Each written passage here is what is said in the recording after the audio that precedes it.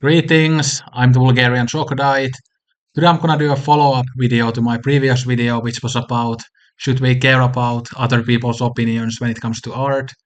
So there were some things that I forgot to mention there, and then I also got a few different comments that I'm gonna react to in this video, and then also add my thoughts to these comments. And some of these comments related to some of the things that I forgot to mention in that video.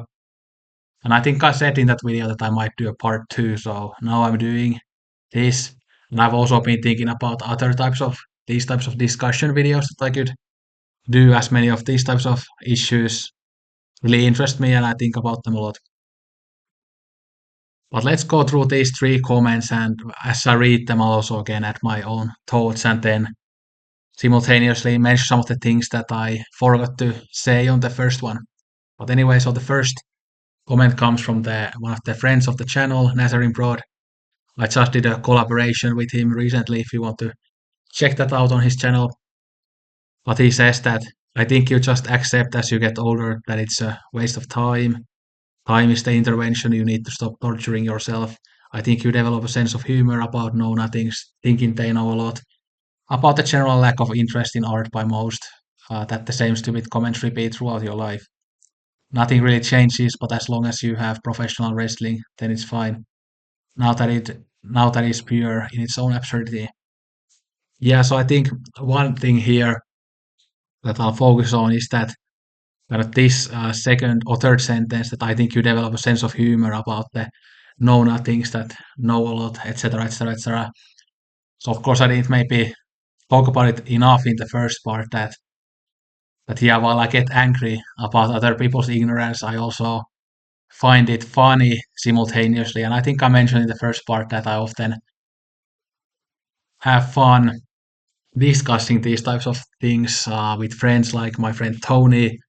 We often discuss the ignorance in society and the ignorance is a bliss type of people and the anti-intellectual type of people. And it's really fun to talk about that and very therapeutic to talk about that. So I have a sense of humor about these things too, even though sometimes I get a bit angry when I see some stupid ignorance online, and I'm kind of I might get a bit desperate that why the world has to be like this? Why can't people just be into art, and why cannot people use their critical thinking skills, or why cannot they develop their critical thinking skills, and etc. Why is there so much morality in this world? That's often my reaction, but then at the same time I often can laugh about the ignorance, and I think that's healthy. Like it would be very unhealthy if I just was angry and resentful about it all the time and never laughed about it. But to me, it's very much of a double-edged sword that I do laugh about it, but I also feel certain sadness about it and anger about it. But this is a really good point, and I think in general also it's good to laugh about negative things. And I've always been someone like that who likes dark humor, first of all, and someone who is able to laugh at some of my own faults, for example, or some negative issues. Yeah, because that will obviously help you deal with those negative things in your life if you are able to laugh at them. Yeah. Although there is that downside that obviously negative things should be taken seriously as well, so you shouldn't just only laugh about them and never think about them. But I think it's healthy also to be able to laugh at these things. But yeah, this was a good comment from Nazarene Broad. And like he says here, uh, when we get older, we just accept that it's waste of time to think about other people's opinions, and yeah, and I've definitely, in many ways, been able to also ignore other people's opinions in the way that I used to when I was a teenager. For example, I used to be a very conformist type of person that I just wanted to be normal. I wanted to be acceptable in a way, but I fortunately got out of that mindset kind of in my early 20s. Although some of the things were harder to get rid of than others, and but I feel like now I've kind of get rid of that attitude altogether that I should be normal. I want to be as weird as I want to be. I want to be myself. And I think everybody should, of course, try to be themselves, even though it might not be quote unquote normal to other people. So, in that way, I don't care about other people's opinions, but I care about other people's opinions in the way that sometimes, like, I see ignorance and that might make me angry or whatever. Hopefully, you get what I mean with this. So let's get into this second comment now, and this actually relates to many things that I want to talk about in this video. So this comes from Tony Carpenter. So he says that I enjoy listening to people's opinions who I feel are knowledgeable and have good taste, which is exactly why I enjoy your videos. So first of all, thank you for that very kind comment. I really appreciate it, and I'm glad that you think that I'm knowledgeable and have good taste.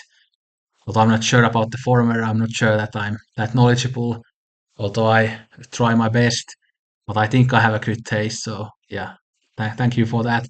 That was very kind. But I'm also someone like this that I really enjoy listening to people who are very knowledgeable and have good taste. And I always like love to, especially listen to people who are way smarter than me. I don't get jealous about people who are smarter than me, but I always feel this kind of sense of awe when I see these kind of true intellectuals who have really dedicated so much time to kind of learn a lot about a certain art form or a topic.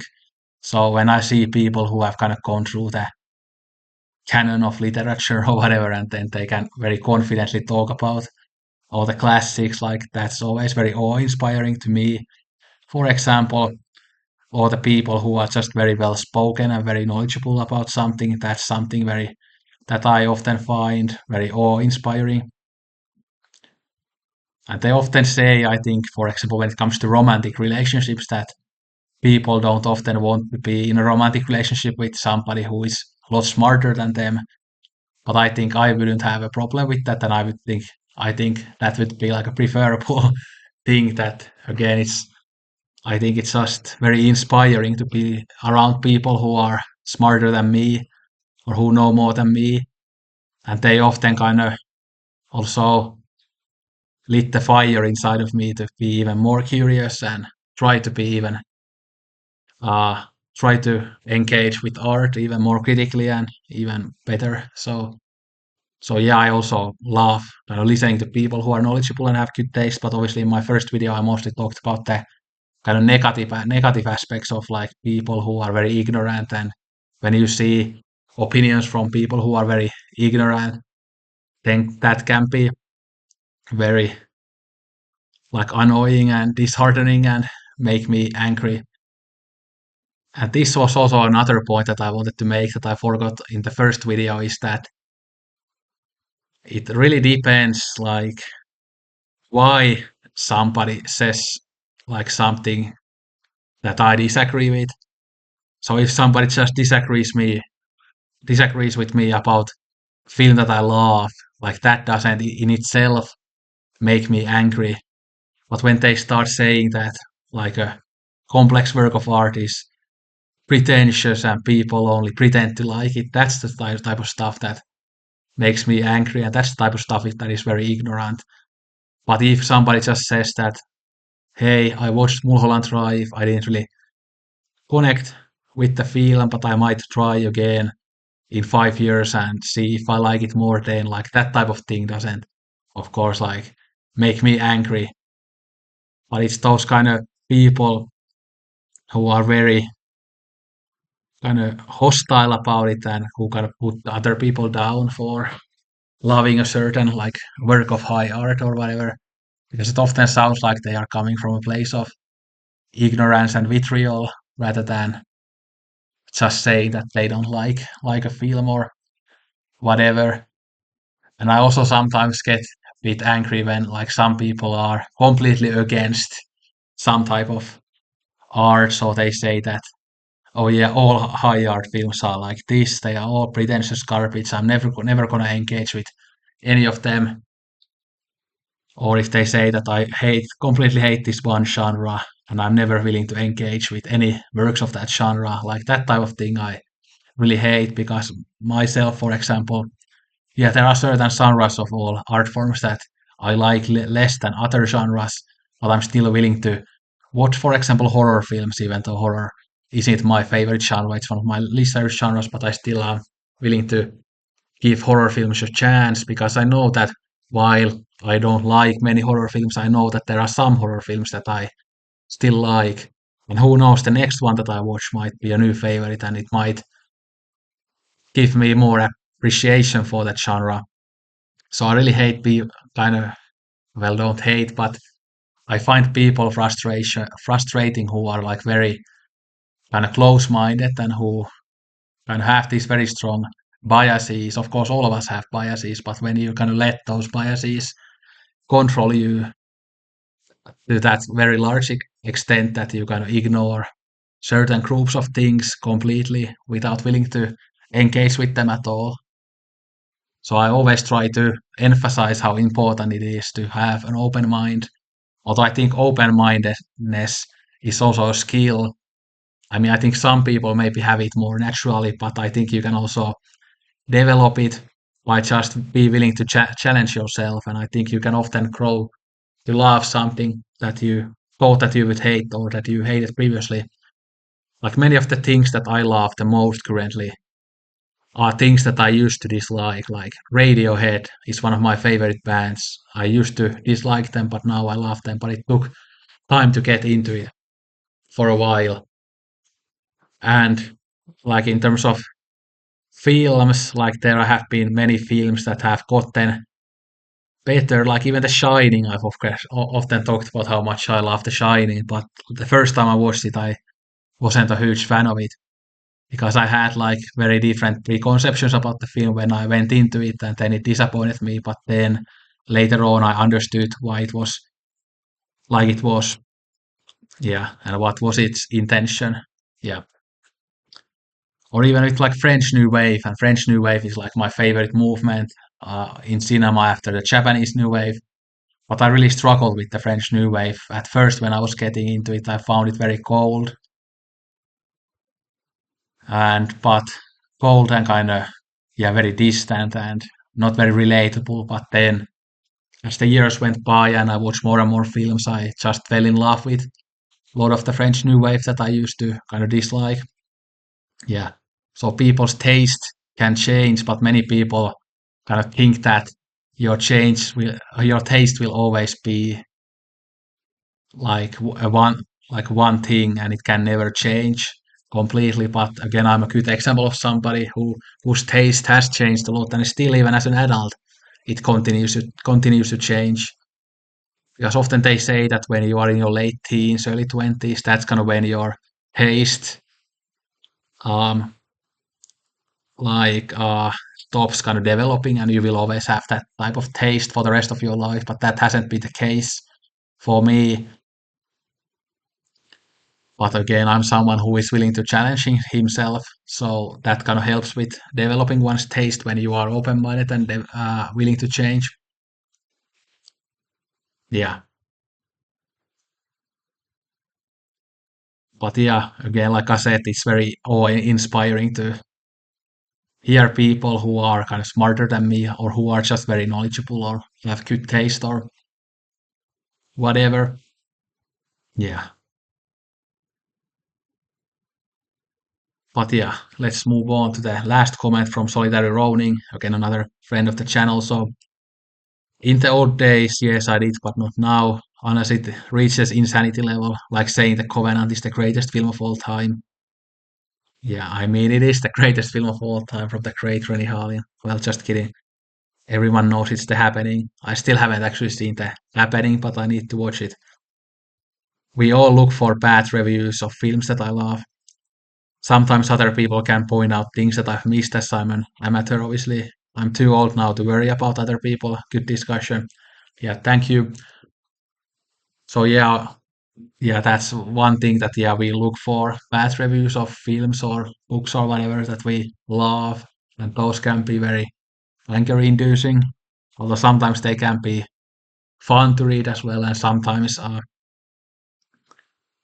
sometimes you can learn something from them, like Ronin says here that, and that's one of the things why it is important to also listen to other people's opinions, because you can learn a lot from other people, because we all of us are individuals and have our own experiences, even though of course the human experience is very universal at the same time. So yeah, but yeah, this was also a good point here in the beginning of the comment that yeah, it also kind of depends on how insane some comment is. That if it's like absolutely outrageous, of course that will make me more angry than if it's just a slight disagreement. But again, I want to also emphasize, like I think I talked about a bit earlier, that it really depends on like why somebody disagrees with me. It's not just about the disagreement. Again, if somebody likes different films than me, it's completely fine, and I don't get angry about that. But it's just if it comes from a place of ignorance or stupidity or stuff like that, then it kind of is something that I can get more angry about. But also at the same time, like we talked about with Nazarene Pro's comment, yeah, I also have a sense of humor about it. Or a good example of these things is like my podcast, Bulgaria Recommends, that I do with my good friend Altes. And most of the time, Altes also kind of loves and likes those films that I recommend to him. But there have been a few times when he has struggled with a couple of the films, like again Tsukamoto's Kotoko and then Lee Chang-dong's Oasis, for example. But with him, if he disagrees with me about the film, or if he doesn't love a film as much as I do, like I don't get angry about that, because I know Altes is a very smart person. I know he's an open-minded person. So I know that he did his best to engage with those works. And I also know that he's always willing to give them another chance, because I think that's very important again with art, that people should be willing to give things another chance, because some things just don't click with you immediately. Like I explained also earlier, that there have been many cases of things that I used to dislike but now love. And there's also the other way around, that there are things that I used to love but now dislike. So we keep developing as persons and as people, and it's important to not kind of ignore something 100%, and sometimes you just need to get back to it, and then you can find a new appreciation for it. Yeah, but I think me and Altes like really relate to each other with these things, as we both kind of try to engage with art critically, but we also both try to be as open-minded as possible, and we both like to challenge ourselves with things that might kind of seem difficult or not our cup of tea at first, because we know that sometimes you can develop a liking for a thing after a longer period of time if you just keep being at it. So yeah, so that's I think one of the reasons I really also like to just talk to Altes, because we just have a very similar mindset about these things. Although we still have, of course, our differences in taste and our approaches too, so that it isn't like boring, because of course it's also boring if you can agree about absolutely everything. So I think it's good to have some disagreements here and there, but also it's good to have similar type of mindset and you can relate to each other, and that's great. Yeah. But I think that's pretty much all I wanted to say. Yeah, I'm now thinking that I should do more of these types of videos, although these types of videos often they gonna require a bit more thinking than like the average video that I make. Yeah, but we'll see what my videos will be in the near future. Yeah, but thanks for watching, and again, let me know your thoughts about these issues. Again, whether it's about the things that I talked about in the first part, or about the things that I talked about here.